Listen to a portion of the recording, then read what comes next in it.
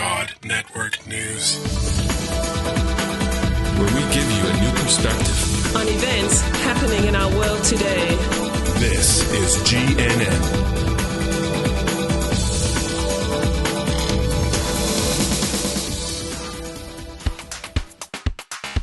This is God Network News, episode 45.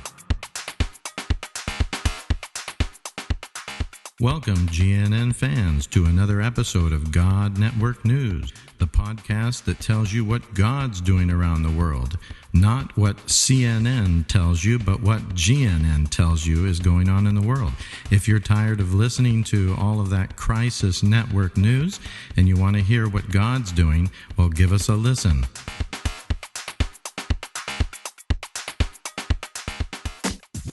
This podcast is proudly listed at podcastpickle.com. In this episode of GNN, we will be continuing with our reading of chapters from the new book, There's a Sheep in My Bathtub. And I hope that you're enjoying listening to these chapters. And again, this is our gift to you, our faithful listeners, as a free audio book to you of this really fantastic, really exciting, new, and innovative book that has come out by Brian Hogan. And again, in the show notes, you can find a hot link to where you can get your own hard copy of that if you wish.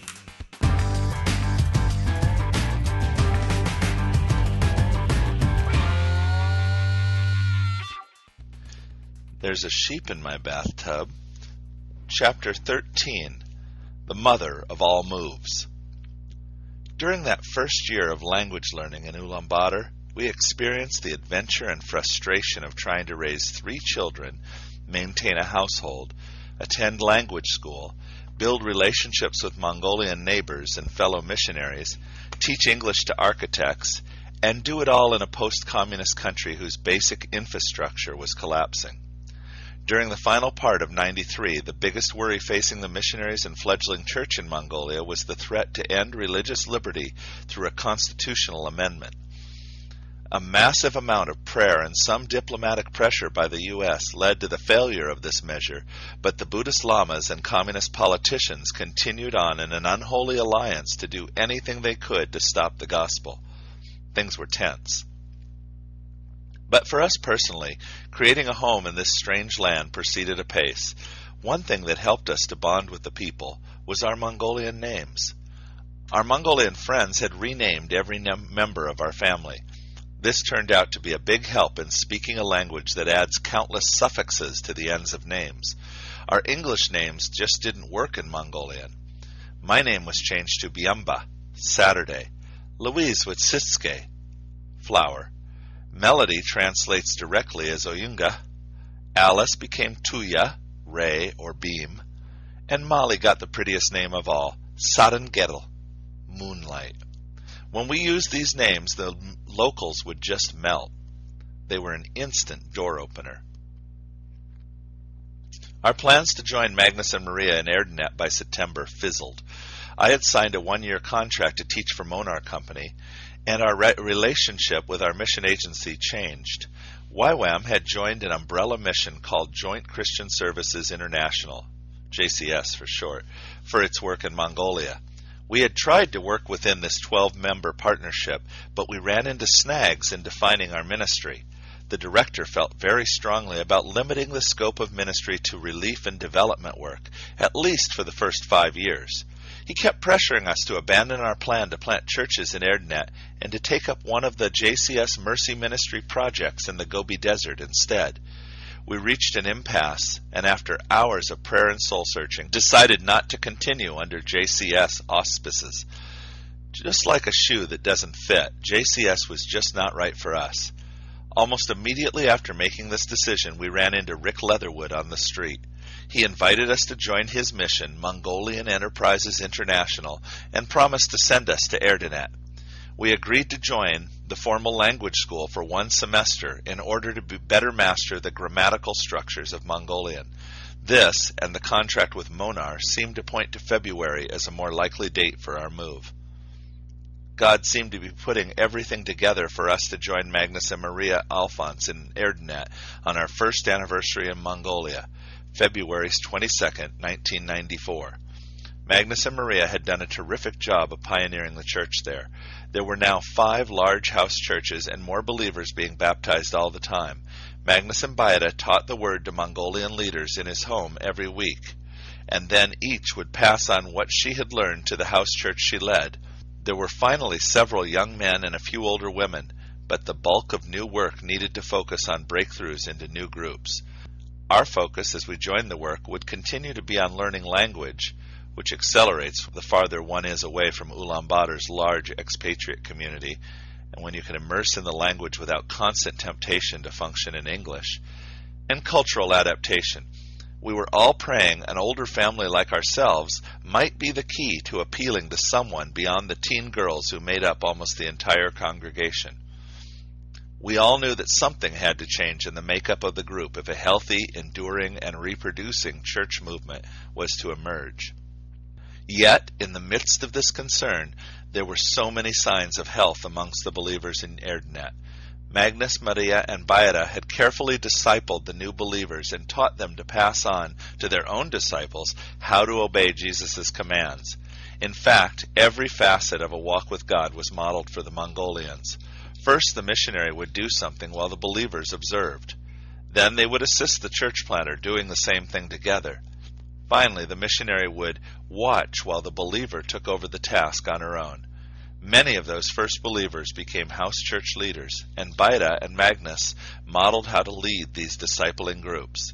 They met as leaders to share how the churches were doing and to learn from the Word insights to pass on in their groups.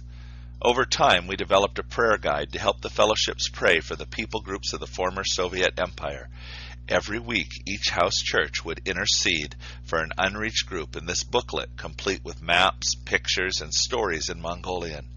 From the very beginning, the disciples were steeped in God's heart for the nations. Moving anywhere outside Ulaanbaatar was quite an undertaking. We needed housing, supplies, furniture, and a convincing reason to be there. Our strategy for entering Erdenet was business. I pitched a plan to my employer, Monar Company Limited, to move our family to Erdenet to provide business consultation, to develop materials for learning language, and to provide private tuition from English classes. They were excited about the potential profits of an expansion in that direction. The fact that they were an architectural firm seemed inconsequential. They already had honey making and gear production ventures, in addition to running a boutique and cafe, and they eagerly contracted with me for another year. Now that we had a Mongolian company behind us, Louise and I made another trip up to Erdenet to meet with the mayor and explore business and housing possibilities. I returned to secure our housing in January. Maria had a Mongolian friend, Zagda, whose sister found us an apartment. Although foreigners could not buy apartments, we were able to purchase the right to rent it from the widowed herdsman who had been awarded the apartment when his wife died.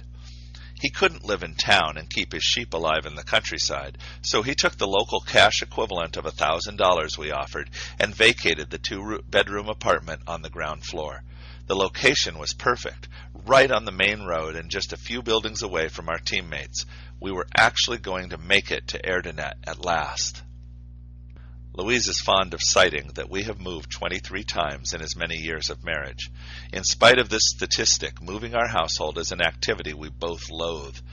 Even moving across town in the States is full of stress and altogether too much work.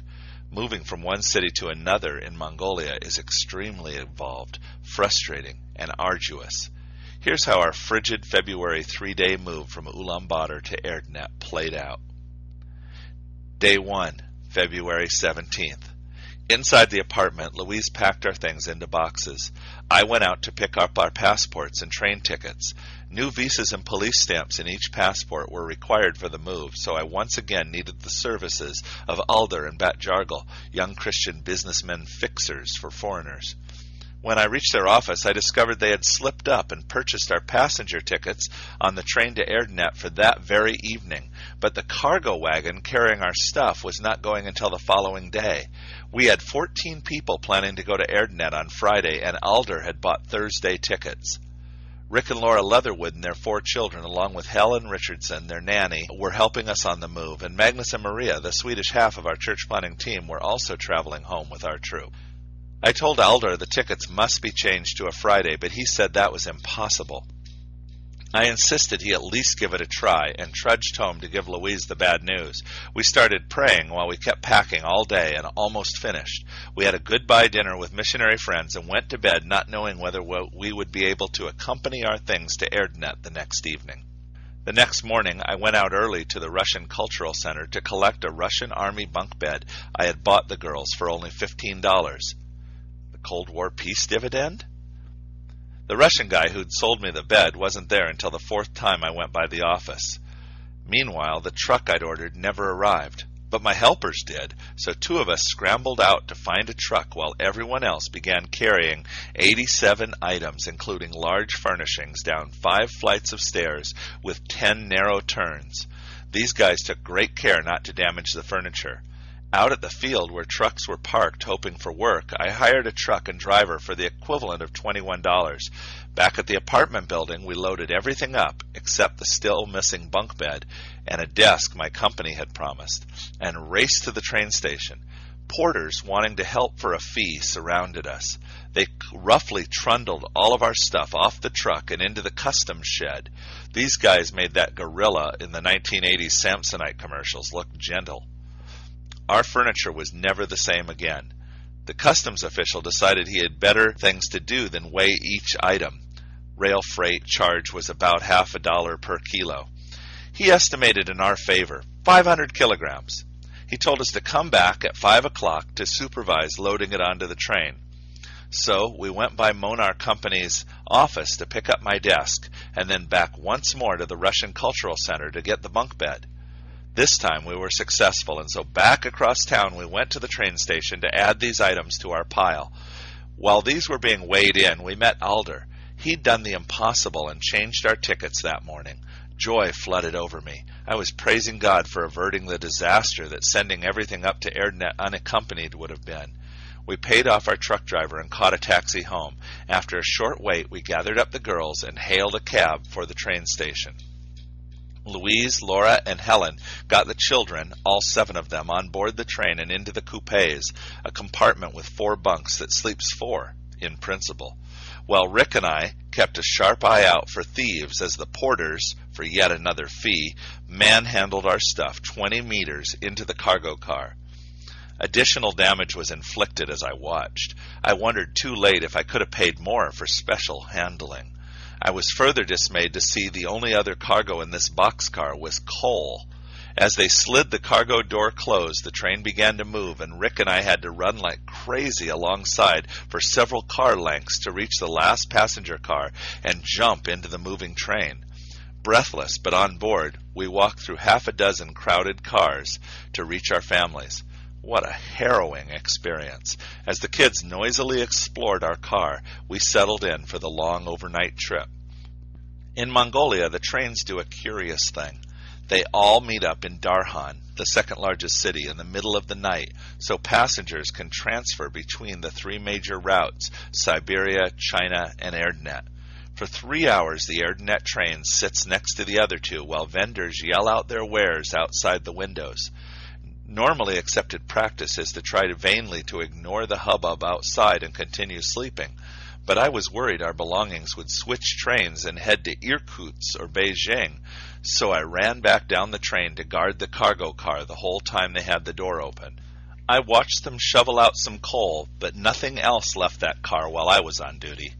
When they locked it up again, I headed sleepily back to my berth.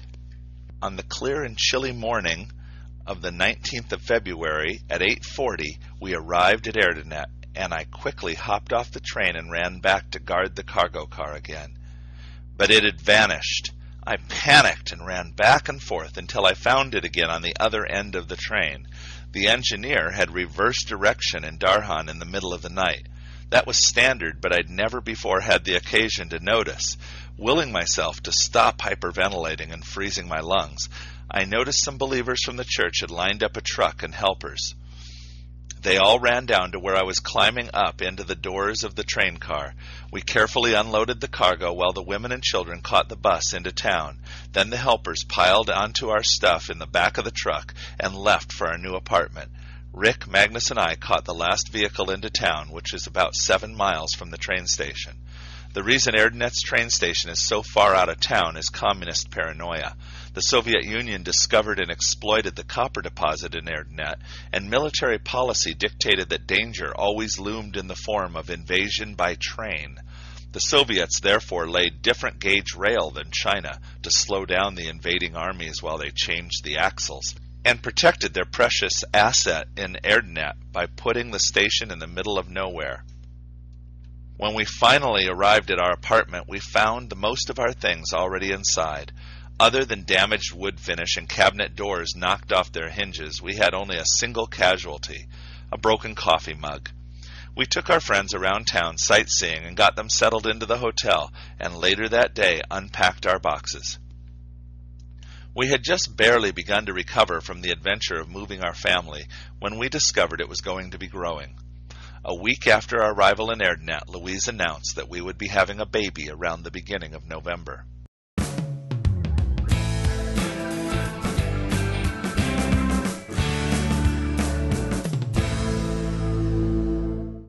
There's a sheep in my bathtub.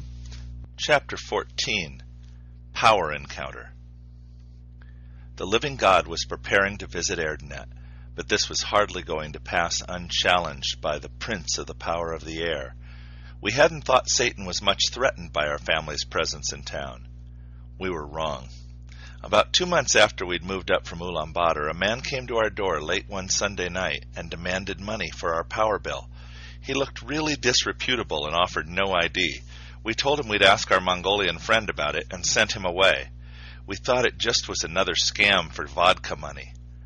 Then he came back the next Sunday night and tried to force his way in while Louise held the door and yelled. He retaliated by opening up our meter box on the landing outside the door and cutting off power for 3 days. We found out, while all our food rotted and we ate meals at friends' houses, the power bill for our apartment was 1 year and 6 months in arrears. We learned this man, whose name was Dawa, had not been paid his salary by the power company. The Erdenet Power Company was close to bankruptcy, so Dawa figured he could squeeze the rich foreigners for cash. The confusion over his identity turned this somewhat nasty man into an implacable enemy. Dawa, now enraged, was on a roll. He called the Erdenet Housing Authority, the agency that owns and controls all apartments in town, and accused us of purchasing our apartment for dollars from Zagda, the Mongolian friend whose name we'd foolishly mentioned to him. Since none of the buildings in Erdenet had yet been privatized since the fall of communism, this was a fairly serious allegation. But it wasn't true. A widower with 12 children actually had the right to rent for our apartment. The flat had been awarded to him as a bereavement benefit. However, since he had herds that needed shepherding in the countryside, he had no use for a place in the city.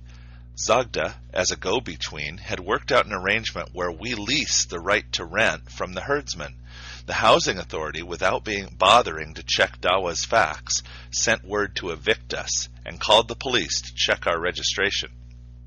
2 officers came by to get our passports, telling us to appear at the police station to pick them up in 2 days. When I went to get the passports, the lady in charge of approving immigrants into Erdenet screamed at me for not registering with her the day we moved into town. I explained we'd been told it was unnecessary. They would come to us to register us.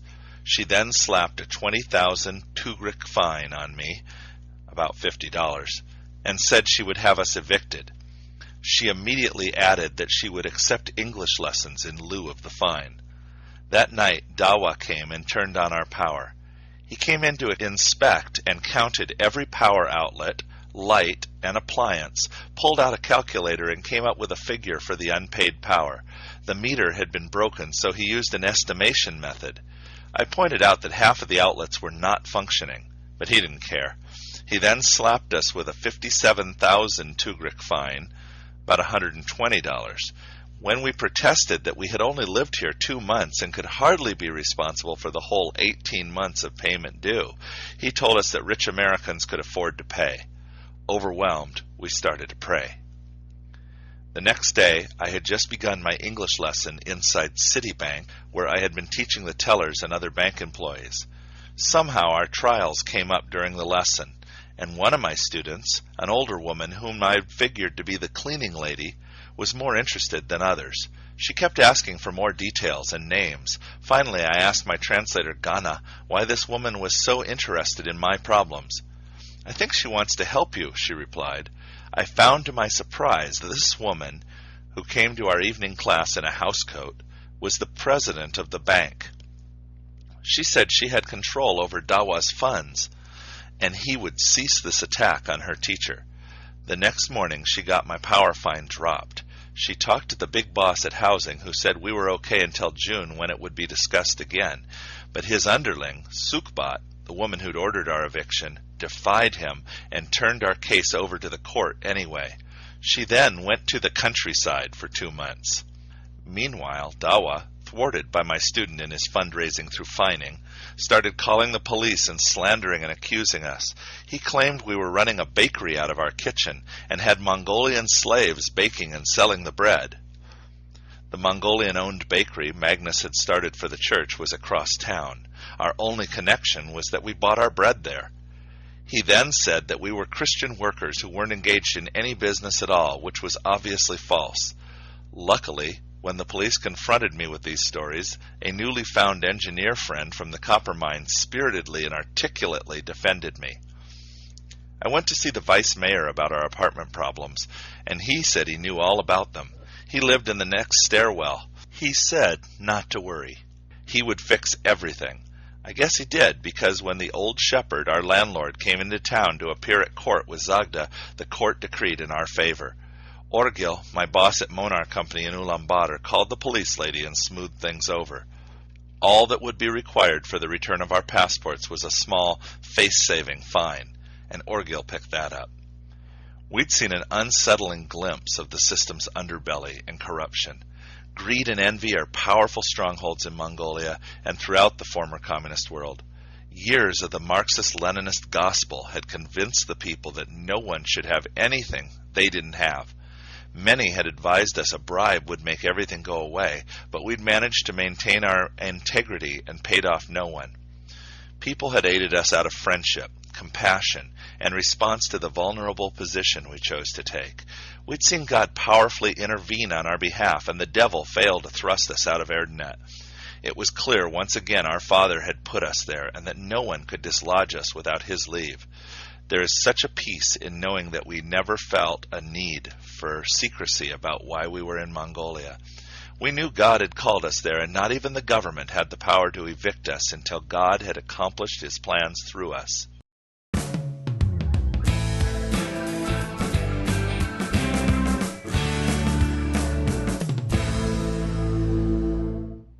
There's a Sheep in My Bathtub, Chapter 15, April Showers. Our team, which was just our family and Magnus and Maria Alphonse at this time, had spent the first few months of 1994 crying out to God in prayer to give us some kind of breakthrough.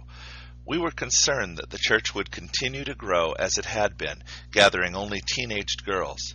A huge church of mostly teenage girls was not what we had come to Mongolia for, nor was it what God wanted for the Mongolians.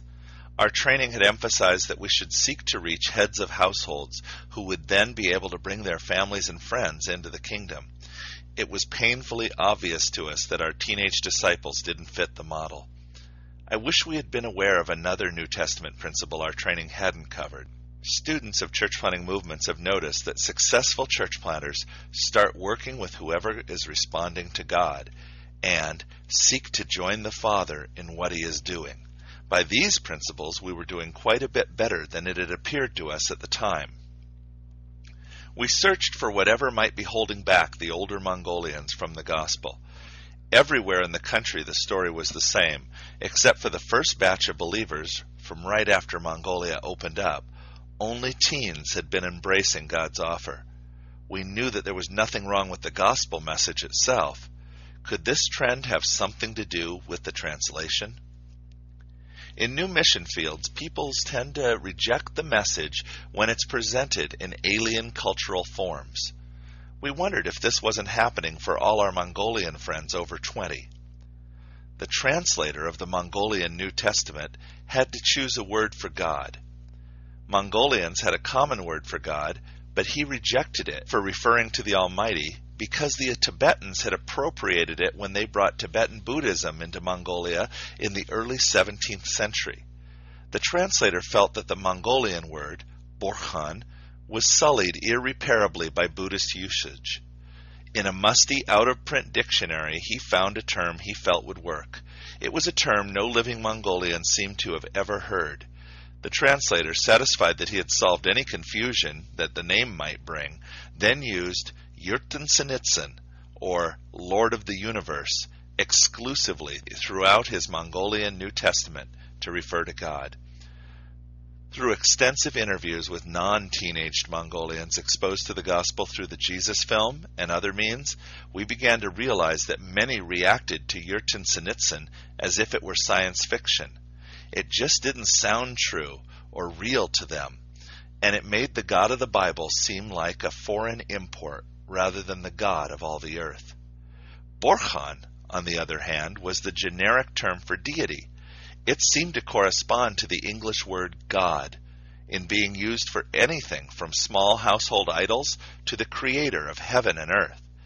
Surely this term was as redeemable for God terminology as our English word. Webster's New Collegiate Dictionary finds the origin of the word God from a Germanic word, God, pronounced as Gott. The pagan ancient Germanic tribes got the word from Vedic Hindu roots. Since their missionaries had redeemed a local pagan term that we are still using, we could see no problem in repeating the pattern in Mongolia, so Mongolians could hear and understand God. Besides, in his excellent book, Eternity in Their Hearts, Don Richardson pointed out that whenever someone speaks of the uncreated Creator, they are speaking of Him, since there can only be one. Our team concluded that we had to change the term for God if we were going to see the broader response for which everyone was praying. For several months, we had been moving the church family to use a more literal translation of the New Testament. An old Mongolian dialect version had recently been released at the end of a circuitous process. London Missionary Society missionaries among the Mongolian Buryat tribe across the Russian border in 1846 had translated the entire Bible, and the New Testament had been revised, as Gunzel's revision, and reprinted in the 1950s by Scandinavian Alliance missionaries. In 1994, the Witness Lee sect reprinted their work in modern Mongolian Cyrillic. The sect didn't change the word itself, they just added advertisements for their services, which we happily tore out. The believers found this red hardback Bible, with its old-fashioned dialect, tougher to read, but loved how God's words spoke to their hearts. Not only was the translation more accurate, the Red Bible employed the Mongolian term, Borkhan. It allowed us to gradually shift to a more accurate terminology for other concepts, prayer, worship, sin, Satan, baptism, etc., rather than to use words from the other translation that never communicated biblical ideas correctly. Early in April, we realized that we were probably the only team in the nation that could get away with experimenting with God's name. We were too far out in the sticks to attract the kind of backlash from other workers and churches that this move was sure to generate. We knew it would be controversial, but we counted on the 2 overnight train trips to act as a buffer for the rebukes that this move would certainly trigger. We met with the leaders of the church in Erdenet and explained our thinking to them. They had been using both terms for a while within the Erdenet church, but bravely agreed to start using Borkhan for all public preaching. God was speaking to us in this, and we were confident that we were praying according to God's will when we asked Him to help us to reach other age groups and males. We just didn't know how to begin. We had relationships with professionals and their families, but when these people met the church members, they pulled back from commitment. It came across as a large and exciting girls' club, and it turned others off before they were around enough to experience the life and joy there. We were acutely aware that we needed God to do something to bump us out of the rut we'd inadvertently fallen into. Finally, along with the spring thaw and new life we saw around us on the hills around Erdenet, we saw God's answer to our pleas. What began in April 1994 we would normally call revival, but in a church a little over a year old, that term seems wrong. I started calling the intense outpouring we were experiencing revival for the first time. Anyway, call it a burst of insight and growth or whatever, things suddenly got extremely exciting. It started with a video of the church in South Korea praying. We lugged our small combination TV video player, the only one in the church, over to Magnus and Maria's apartment to play the tape for the believers. We assigned time slots and watched it in shifts.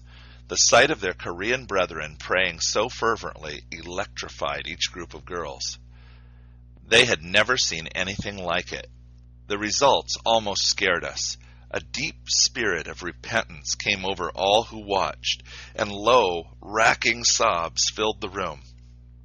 These young Mongolians spontaneously fell on their faces before God and wept. Then they began to pray as they'd never prayed before. The same thing happened with each group. We were stunned. God was at work here. It brought home that our participation is a privilege and a reward for obedience, not a prerequisite for the moving of the Lord. But this was just the warm-up for what was to come. What we had prayed for had begun. The families of many of our young girls were about to come to Jesus. Here's how. Missionaries from Sweden had planted a cell group church in Abakan, Siberia, a city just over the Russian border north and west of us. It had grown to more than 70 cells and a Bible school.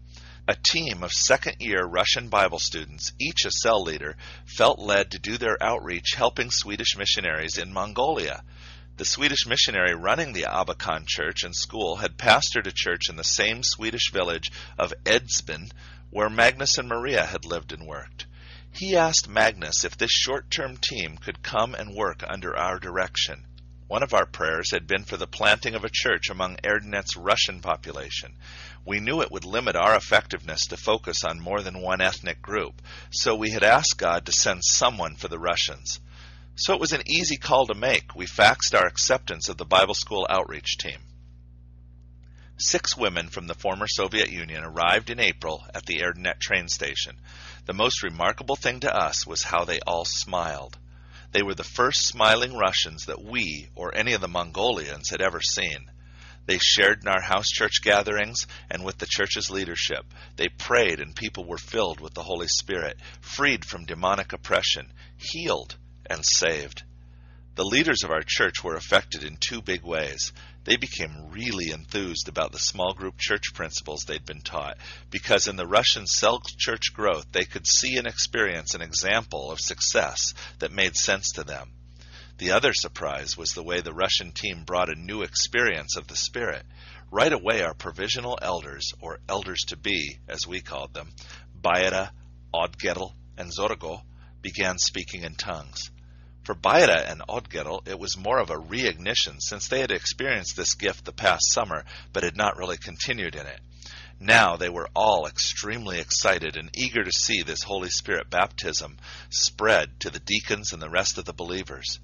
And as the team continued to meet and pray for believers, the Holy Spirit was poured out in a new way, and many who had experienced only a trickle of his gifts before started speaking in tongues and prophesying for the first time.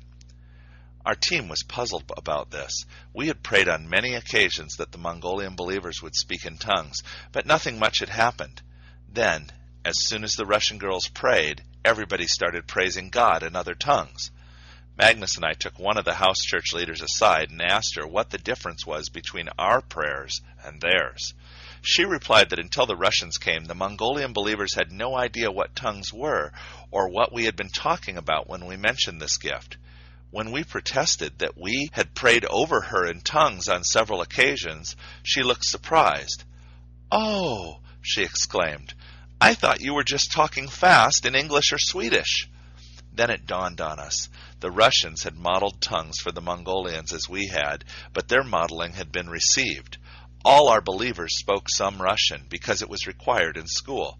When the Russian girls switched from praying in Russian to praying in tongues, everyone heard the difference and understood at last what we had been teaching. That was all it took for them to let go and allow God's gift to flow through their mouths. Without speaking any Mongolian, the Russian team was somewhat limited in their opportunities for effective ministry. Healing prayer for the sick seemed to be a strong area for them, so we sent them into the Gera suburbs with a translator to look for sick people. Their first stop was the ger of Tuvshin's grandmother, who we knew was handicapped. Tuvshin and his wife Zagda had been Magnus and Maria's best friends in Erdenet for over a year. His grandparents were divorced, both remarried and living in different suburbs of Erdenet. His grandfather had recently believed and had been attending our new believers class. The Russian started with his grandmother and her new husband. She was lame in one leg, it dragged while she crutched around, and he was almost completely deaf. Both of them were healed when the Russians prayed. She threw down her crutch and did a Mongolian dance with him. He no longer needed his hearing aid. The two overjoyed old folks then begged the team to go to another ger and pray for a grandson who was mute. The team thought that it was a young child, so they were surprised to meet a young man of 20 who had lost the power of speech years before. When they prayed, the young man started speaking in tongues. An unbeliever in the crowd that had gathered said the Mongolian equivalent of, "Heck, he can't even speak Mongolian." The young man broke off his ecstatic praise and retorted, "Of course I can speak Mongolian." With each miracle, the crowd grew larger. The Mongolian translator kept responding to questions from the multitude about who was doing these healings. For the first time, they heard that Borkhan had come and was healing them. The good news was making sense.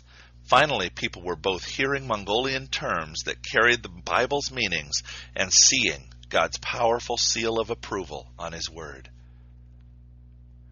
"Yet I dare not boast about anything except what Christ has done through me, bringing the Gentiles to God by my message and by the way I worked among them. They were convinced by the power of miraculous signs and wonders and by the power of God's Spirit. In this way I have fully presented the good news of Christ. My ambition has always been to preach the good news where the name of Christ has never been heard, rather than where a church has already been started by someone else." Romans 15:18 through 20. In other dwellings, a girl with poor vision started seeing better, and two children, one 11 years old who had never walked, took their first steps.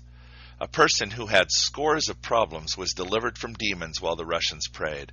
Tuvshin's grandfather heard reports about these miracles in his new believers class that evening, and he called out that among those healed were his grandson and ex-wife.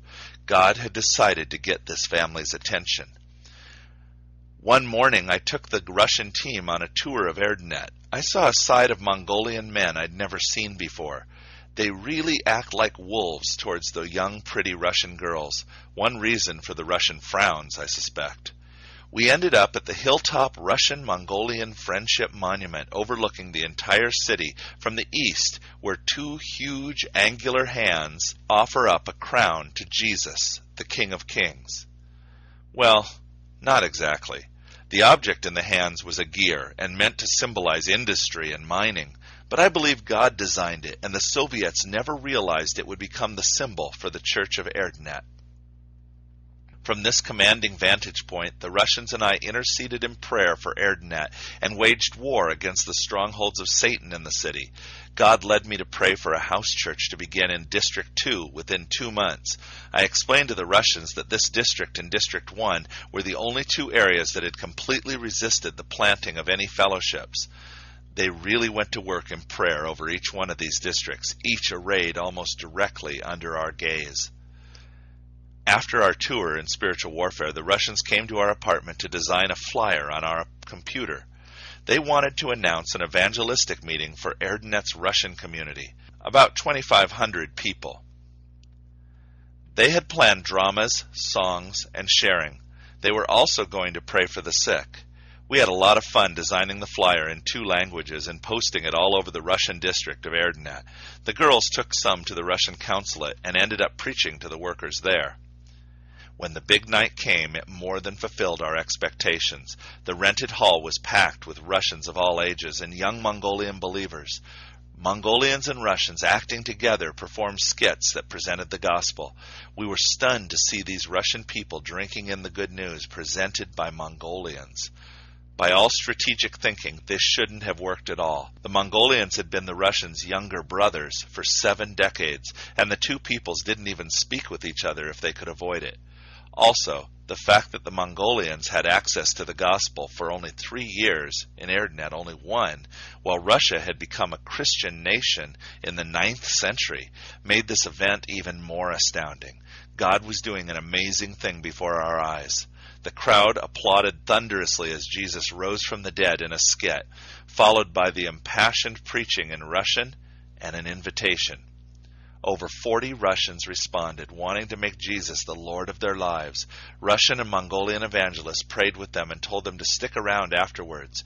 Then the sick came forward. Some came forward for sick relatives who couldn't come themselves. They gave scarves to be prayed over and then taken home and laid on the sick relatives. It may sound strange, but it is biblical. Acts 19, verse 12. And it worked. People were being healed and began to testify. It was in Russian, so I only know the ones that were translated for me. One albino blind boy had his sight partially restored, and another boy had his near-blind eyes opened. An older woman with spinal troubles was bending down and touching her toes for the first time in years. There were others, stomach, head pain, etc., but I missed out on the details.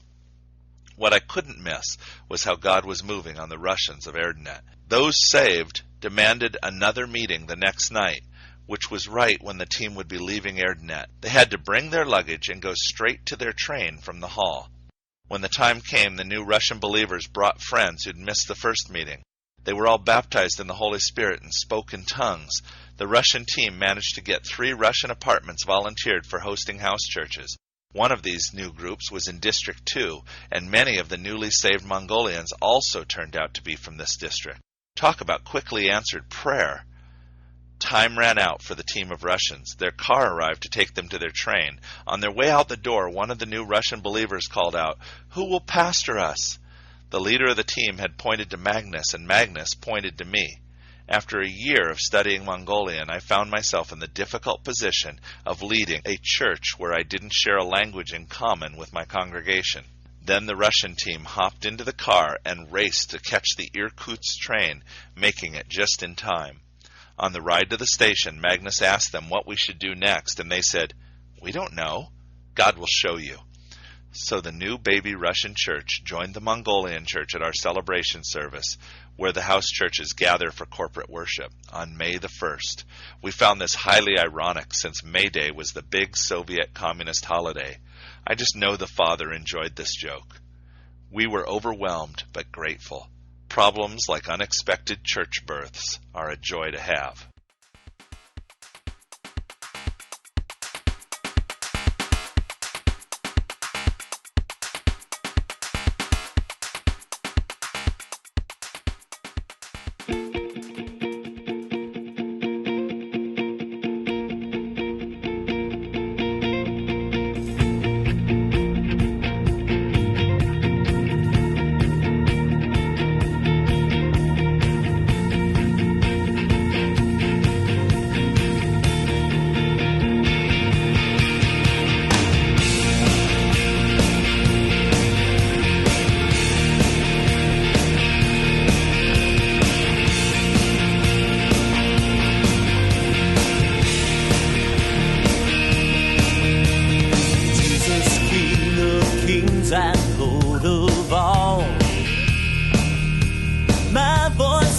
For joy, because your name is beautiful, and I worship you and only you with all my heart. To you alone I'm singing. Ale, ale, ale, ale.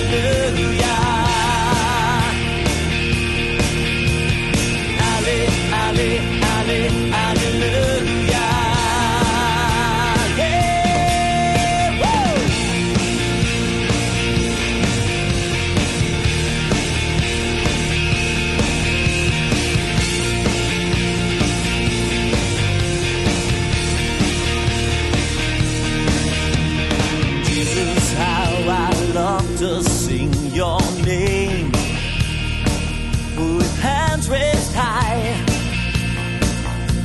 Lord, I give you all my praise, and I worship you and only you with all my heart. To you alone I'm singing. Ale, ale, ale, hallelujah. Ale, ale, ale, hallelujah. Ale, ale, ale, hallelujah. Ale, ale, ale, hallelujah. And I worship you and only you with all my heart. And I worship you and only you with all my heart. And I worship you and only you with all my heart. And I worship you and only you.